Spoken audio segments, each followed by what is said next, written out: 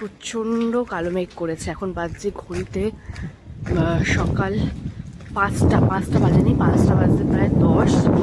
মানে মারাত্মক ঝড় উঠবে একটা মানে মারাত্মক মেঘ অন্ধকার করেছে। মানে আমি জানি না অফিস কী করে পৌঁছাবো মাঝ রাস্তায়।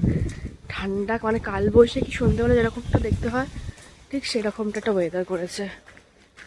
এত কালো করে এসছে মেঘটা। আর এই যে আমি, ক্যাব দাঁড়িয়ে আছে আমার সকাল সকাল, আমি যাচ্ছি এখন অফিস। দেখাই একবার, দেখো কি অবস্থা। আরে চলো, আমার ক্যাব দাঁড়িয়েই আছে।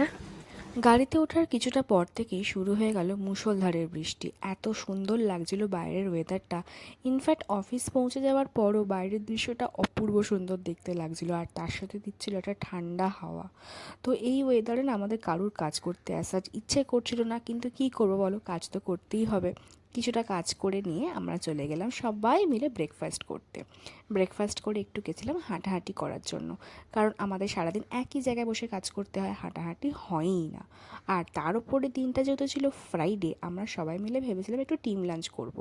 সেই অনুযায়ী চলে গেছিলাম গেট 2 থেকে খাবার আনতে। এনেছিলাম biryani, fried rice, mixed fried rice, paratha, chicken, paneer, অনেক কিছু খেয়ে আজকের দিনটা দারুণ কাটছিল। আর শেষে সবাই মিলে খেয়েছিলাম ডো অ্যাজ ইউ লাইক থেকে একটা করে পেস্ট্রি।